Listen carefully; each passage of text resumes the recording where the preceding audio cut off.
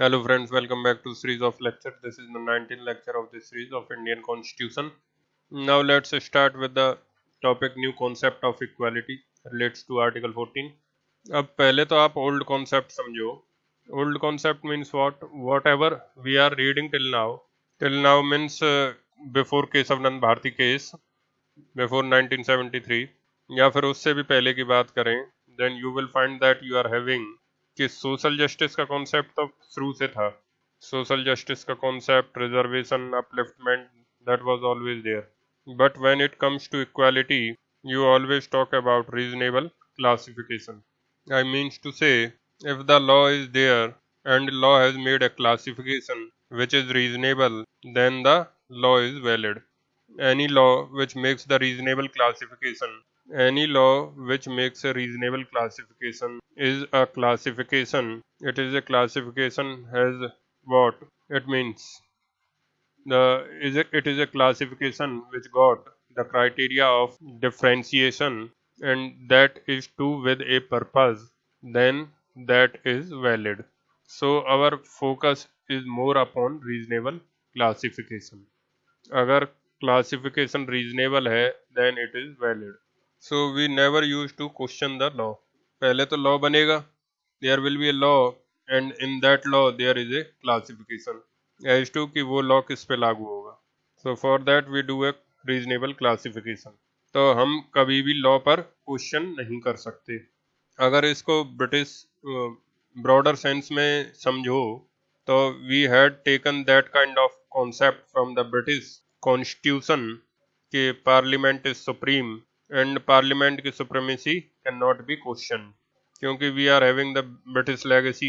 British rule के बाद ही Constitution बना था.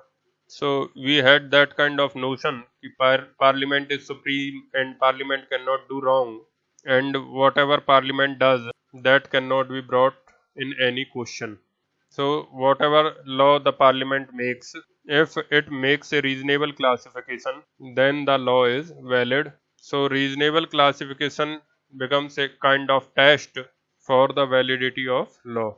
But now after the case of Nand Bharti case, what we realize what? In fact इसके भी पहले और जजमेंट से 1970 में शायद माधवराव सिंधिया का जजमेंट था और फिर उसके बाद आरसी कूपर का केस था, बैंक सेंट्रलाइजेशन केस. सो ये दो तीन जजमेंट्स हैं plus Keshavananda Bharati. So we now realise that there are certain essential principles of the constitution which cannot be violated by anyone, not even the parliament. So now we started questioning the law itself.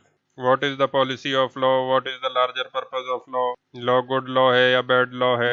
Reasonable classification तो हम बाद में check करेंगे. सबसे पहले हम check करेंगे कि law in keeping the constitutional purposes or not. And the law is found to be in keeping constitutional purposes, then the law will be valid. Then you examine whether the law makes any reasonable classification or not. So at that time we have been treating any law to be valid provided in the law the classification made was reasonable. But now what we have started doing is, and it is not with respect to only Article 14, it is with respect to 14, 19, 21 her case में. So law with respect to whatever law जब भी होगा, law should be always a good law for the purpose of serving a larger purposes of the constitution. So if there is any violation of the spirit of the constitution by law, then that law will be void, that law will be unconstitutional. तो अगर reasonable को classification किया भी है अगर law ने, let's take an example. मान लो आज कोई law बना दिया that no person above the age of 60 can practice advocacy. कोई भी व्यक्ति जो 60 साल से बड़ा है वो एडवोकेसी प्रैक्टिस नहीं कर सकता. अब एज का कोई क्राइटेरिया तो है नहीं क्योंकि if a person performs well then he can practice till the death. अब जेठमलानी जी हैं वो 95 तक प्रैक्टिस किए थे, हालांकि बीच बीच में कई बार रिटायरमेंट ले लिया था, but he still engaged in cases. So in that case in advocacy अगर आप 60 साल से ऊपर वाले लोगों को अलाउ नहीं कर रहे हो, और फिर क्या किया आपने, क्लासिफिकेशन रीजनेबल कर दिया कि आप जब भी किसी को प्रोहिबिट करोगे तो उसका एज सर्टिफिकेट देखो, अगर उसके 60 साल पूरे हो गए तो उसको अलाउ नहीं करोगे। सो क्लासिफिकेशन इज फाइन, क्लासिफिकेशन का क्राइटेरिया दे दिया कि आप एज सर्टिफिकेट देखो। But what about the law? Law in itself, is it not the arbitrary law? Why should you prohibit the person of 60 years and above for practicing? Suppose the law made is that no woman should practice in the law courts. या फिर उल्टा कर लो, no man shall practice in the law court. Then is the law good? अब इसमें criteria भी बना दिया, classification भी कर दिया, लेकिन लॉ तो अपने आप में कॉन्स्टिट्यूशनल स्पिरिट में नहीं है। Simply on the basis of saying a woman shall not practice, a woman shall not practice, etc. तो लॉ को आप डायरेक्टली क्वेश्चन मार्क में ला सकते हो। Earlier we never use to question the law as such, क्योंकि law हम ये मान के चलते थे पार्लियामेंट ने बनाया है तो अच्छा होगा। अब gradually after these cases and Kesavananda Bharati we realise that not even the parliament is supreme, it is the constitution which is supreme, and there cannot be any legislative action, there cannot be any law made which violate the essential spirit of the constitution, and if it does then the law will be void to that extent. So now we have questioning not only the classification, उसके एक step पहले हम law को examine करेंगे कि law valid है कि नहीं, and then we will question whether the classification is proper और not. Now we got the concept of arbitrariness, non-arbitrariness, any law which confers any arbitrary power upon any person, any law which confers an arbitrary power upon a person, any kind of unreasonable, unguided power upon a person, that law itself will be void. So that is the new concept of equality. मतलब दो चीजें हैं, एक तो हो गया law और दूसरा हो गया लॉ के अंदर रीजनेबल क्लासिफिकेशन. पहले हम क्या करते थे, लॉ पर क्वेश्चन मार्क नहीं लगाते थे. Law was always considered to be good. Earlier we use only to examine in context of the article 14 whether the classification may be reasonable or not. Now what we are doing is, now we are putting question mark upon the law also. First, whether the law has got a valid purpose or not, and if it is found that it got a constitutional purpose, then we go on to examine whether classification made is reasonable or not. अगर law arbitrary है, अगर law unreasonable है, unfair है, unjust है, natural justice provide नहीं करता, तो वहीं पर लॉ को ही इनवैलिड डिक्लेयर कर देंगे, क्लासिफिकेशन चाहे रीजनेबल हो या ना हो. So that is one step before getting into this. You can declare the law itself to be unconstitutional. Any law which is against the principle of social justice, any law which is against the basic human rights principle, all such laws will be void on the face of it, and we do not get into the examining whether there is reasonable classification or not. हो सकता है law में classification बहुत अच्छा कर रखा हो, reasonable हो, लेकिन लॉ अपने आप में वो law does not have any constitutional purpose, it violates the constitutional purposes, then despite the fact that the classification is reasonable, the law will be declared to be unconstitutional. So write down Bhagwati Justice in EP Royappa versus State of Tamil Nadu 1974 Supreme Court held that the Constitution is based upon the concept of fairness, equity, and justice, and therefore it cannot allow any law to be arbitrary, unfair, and unjust. The moment a law is found to be conferring arbitrary powers, it will be unconstitutional. In the context of Article 14, The criteria of reasonable classification cannot be the ultimate test. Rather, the whether ultimate test is whether the law is a reasonable and just law, and whether the law does not confer any arbitrary powers. Write down in next paragraph, next case, Ajay Hasia versus Khalid Mujib. Ajay Hasia versus Khalid Mujib 1981 supreme court. यहाँ पर भी Bhagwati chief justice थे. It's MU Mujib and Sehravardi, Mujib Sehravardi and others. अगर कोई नाम वगैरह mistake हो जाए then you could check it on the internet, that's not a big deal. Ajay Hasia versus Khalid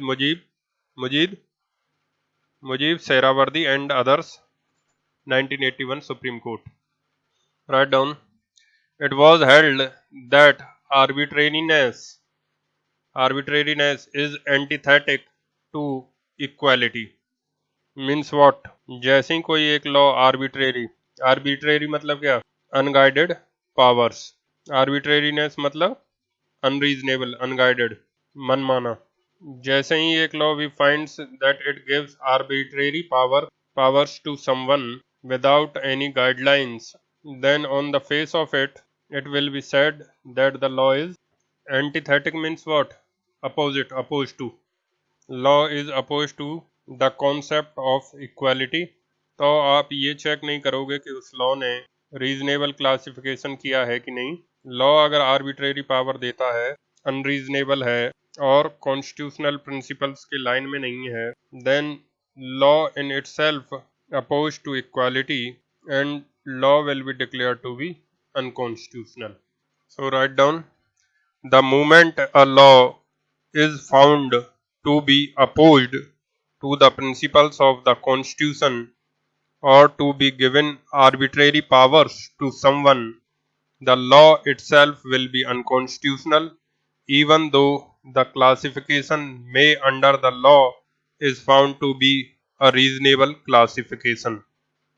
मतलब एक लॉ है, पार्लियामेंट मेक्स अ लॉ, और उसके बाद पार्लियामेंट ने यह भी बताया कि ये लॉ किस किस पर लगेगा.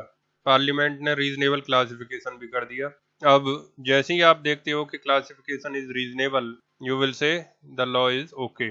अर्लियर हमारा ये कॉन्सेप्ट था. But now before getting into the classification whether that is reasonable or not, we earlier used to think that the only criteria for Article 14 to be fulfilled is that there has to be a reasonable classification. But now we are not examining that only the classification is reasonable. First of all, we will examine what is the policy of law, that is the purpose of law in keeping with the spirit of the Constitution. Then, is the law conferring reasonable and guided powers to the officers, or is it giving arbitrary kind of powers to someone? If it is arbitrary, then on the face of it, the law will be unconstitutional. Classification reasonable है या नहीं, उस question पर आप जाओगे ही नहीं. लेकिन पहले क्या होता था जो हम एग्जामिन करते थे main, that is reasonable classification.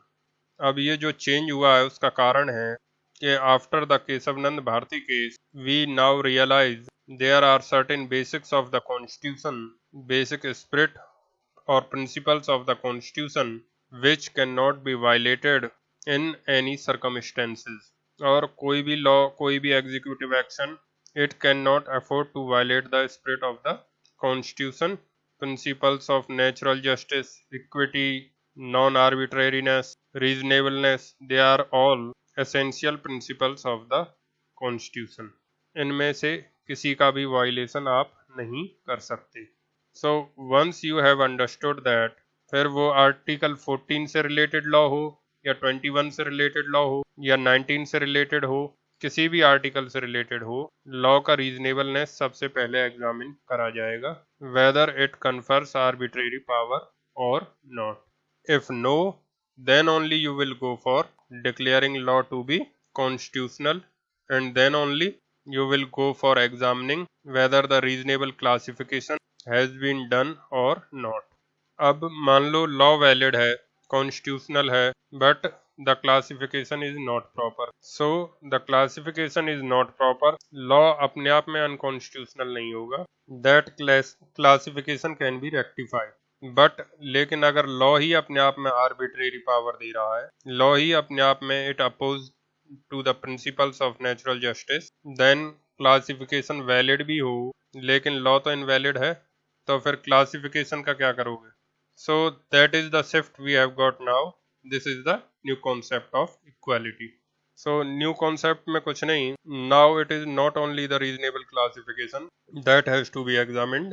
It has to be examined what is the larger policy and purpose of the law, and also it has to be examined as to whether arbitrary powers has been conferred by the law or not. तो ये आ चुका है mains में UP के में. Now we get done with this topic. Now let's see a question. Article 14 permits the reasonable classification but prohibits the class legislation. So the answer is, when we identifying a class, a group of persons, and deliberately do favors to them, we take some measures. This is one situation. अब suppose कोई मंत्री जी बैठे state में और उन्होंने कुछ group के लोगों को फेवर करने के लिए आइडेंटिफाई किया पहले और तब लॉ बनाया. So first identifying the persons और individuals, then making the law, that is class legislation, and that is unconstitutional.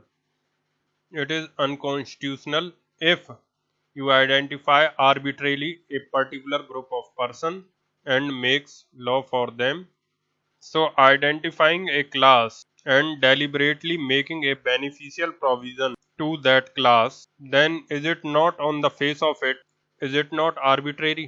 Because what is the ground for identifying that class? So here for class legislation you are making a law for a class itself, that is unconstitutional. But class legislation हमेशा unconstitutional नहीं होगा. मान लो आपने backward class को identify कर लिया. Backward class identify करने के लिए फिर आपने कह दिया कि इनके लिए हम एक स्पेशल प्रोविजन देंगे for the purpose of social justice. Then in that case, that is also a kind of class legislation. We are identifying a backward class, SCs, STs, and then you are giving reservations to them. But that is not unconstitutional. That is also identifying the class and making laws for them. But that is positive discrimination or protective discrimination, and that is for the purpose of social justice, and there it is allowed. But if a person needs that support, if a group of person need support, for example handicapped person, women, children, and therefore it is justified to identify such group and make a law for them for the purpose of social justice. So social justice के लिए अगर आप class identify करके law बना रहे हो, privilege दे रहे हो, देन दैट इज अलाउड. लेकिन अगर आपने विदाउट सोशल जस्टिस, मतलब एट रैंडम क्लास में किसी पर्टिकुलर ग्रुप में क्लास में क्लासिफिकेशन नहीं हो पाया, बट कुछ लोगों को ही चुन लिया without any sufficient reason, then it is not justifiable, because the conscience of normal persons will not allow that, and that will cause protest in the society. So it is not the social justice. So we are talking about the conscience of the society. Societal conscience भी कुछ चीज़ों को allow करेगा because that society believes that is right. But society कुछ चीज़ों को allow नहीं करेगा because society believes that is wrong. तो वहाँ पर maybe it is a class legislation, for example physically challenged वाजिब cases में, फिर भी it is constitutional right. But on the other hand, there is no reason or ground but still the class legislation is done, that is not permissible. और जब आप कहते हो reasonable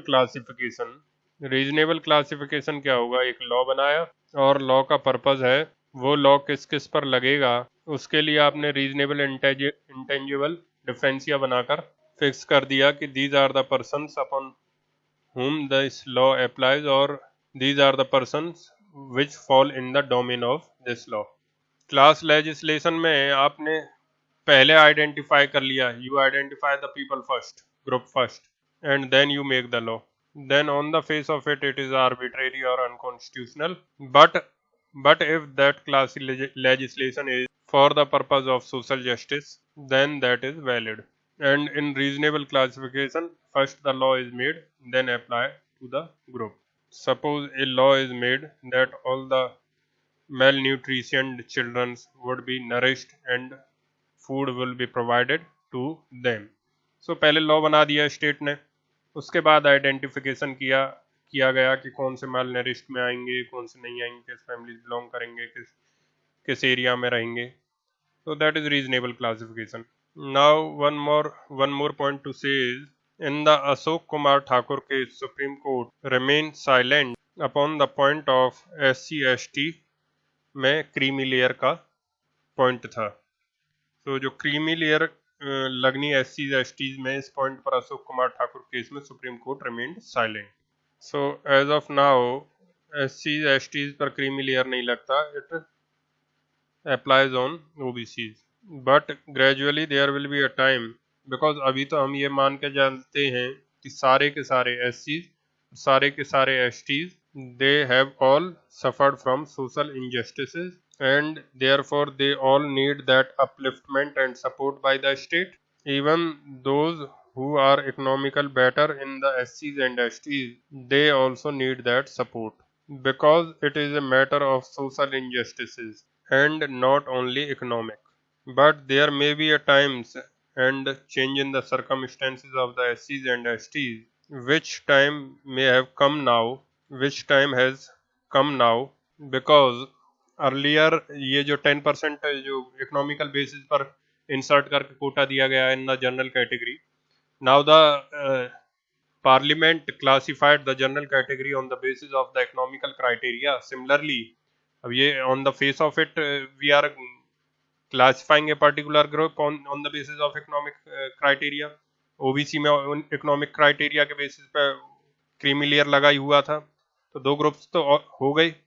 अब why should not the SCs STs, क्योंकि जिनको अब फायदा नहीं मिल पाया उस कोटे का, they are also in need to get into the mainstream, और जिनको फायदा मिला हुआ वो आर पीढ़ी दर पीढ़ी they are enjoying and not able the others to let come into the mainstream. So the time has come now, whether it can be done by the legislation by making the parliament, or it be by the judgment of the Supreme Court. But as if now it is not applied, not yet. So we can go for applying creamy layer upon them also. अब एक intelligible differentia or reasonable classification, that is the same thing. Intelligible differentia or reasonable classification. Intelligible differentia में पहले आप law examine करोगे whether the law is arbitrary or not, उसके बाद आप check करोगे क्लासिफिकेशन रीजनेबल है कि नहीं, उसी को आप कहते हो intelligible differentia. Intelligible differentia means what? XYZ on one side and ABC on one side, and there is criteria for differentiation, and that criteria having the reasonable nexus to the with a purpose. Since it is having reasonable nexus criteria in differentiation, so it is intelligible. Intelligible means something which appease your mind that it to be reasonable. उसी को हम reasonable classification भी कहते हैं. So that's it for this topic and this class. Thank you for watching the lecture.